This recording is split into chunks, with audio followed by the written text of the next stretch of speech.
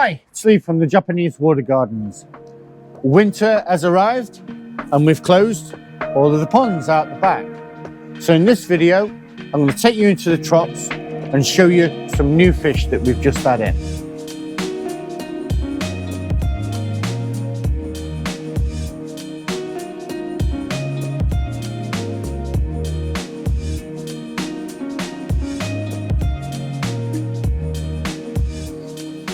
Right, we're definitely into winter now, Matthew, so we're going to have to find a few interesting things in the shop to talk to people about. We've just had in some new discus, haven't we? We have. These discus actually come from Thailand? Vietnam. Vietnam. These are a kind of fish that love slightly acidic soft water. Originally, where did they come from? Originally from the Amazon, South America. So the originally wild discus would like really soft, low pH water, but these are domesticated discus, so these will cope with, you know, much harder than wild water conditions. Traditionally, when people kept discus, it was seen as quite a challenging thing. I think that was mainly because the discus that they were keeping were wild-caught discus, weren't they? Yeah, absolutely, yeah. To start off with, they were. But with them being domesticated and bred for generations and generations in captivity, they've got much easier and much more accustomed to tank life and our conditions with our water and things. So they're not as challenging as they used to be. But if we talk about some basic water parameters that are going to bring out the best in the fish, first of all, really important pH. Yeah, these, with them being domestic, they will go anywhere from sort of 6 to 8 in pH, but ideally aim for somewhere around neutral would be really good for them. Yeah. So in our tanks here, how do we accomplish this pH? Because I do know that our tap water actually runs about 8 to 8.5 sometimes. So how do we get the pH down in these tanks? Yeah, what we do in these tanks is we mix it with RO water. So we use a combination of tap water and RO water. We found about 50-50 mix. Achieves it right, and that holds it at sort of 7.5 with everything else we've got in the tank, and they seem to do really well in it.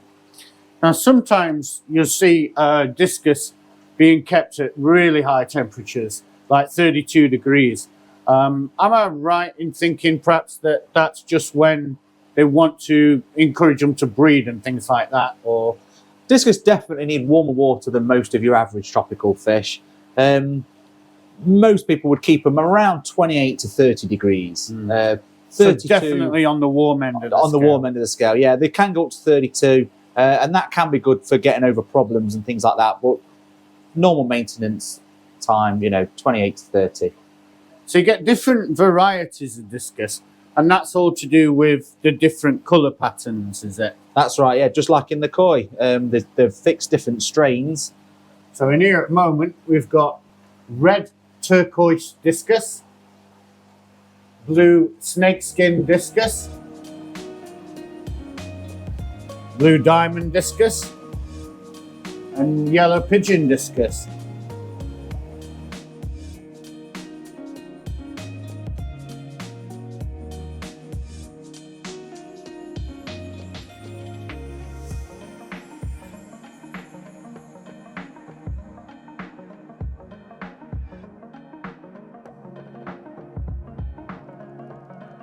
You can, of course, feed discus on normal tropical flake, but what Matthew's given them here is a little bit extra special food for them. What's this stuff?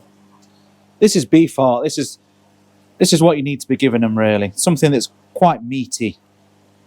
They're quite big, so they need a bit more than just a little bit of flake like you'd give a neon tetra. They feed quite ferociously, don't they? They certainly feed energetically. Now, if someone wanted to set up a tank with discus, how would they go about that? What's the first thing that they should be considering? Well, a big tank, nice and big, ideally around 300 litres, something like that. Yeah, so a good sized tank.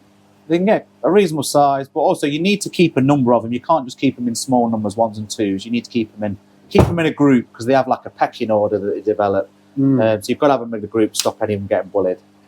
Is it right that some of the when they're smaller, especially if you don't keep them in a group, they can feel intimidated and they become sort of shy and reclusive. Yeah, absolutely. They're a shoaling fish, so they need to be kept with their own kind. And mostly people don't mix discus from different sources, do they? They generally keep them separate. So if you are buying discus from one place, it's well worth checking out where they originate from. Now, in any tank, you've got to be a little bit selective with your tank mates. Discus generally don't appreciate being kept with other active boisterous fish, so you generally will find them like in here, they're being kept with like a small type of tetra. What type of tetra are they? Ornate tetras. Ornate tetras. They look quite nice. Just a nice little shoal of them. So discus are going to appreciate a large tank. 300 litres would be ideal if you can provide that. They're going to need a slightly acidic pH if you can provide that. You said 6 to 8?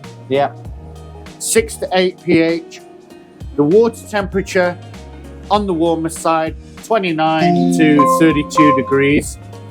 One of the most impressive types of freshwater tropical fish, discus.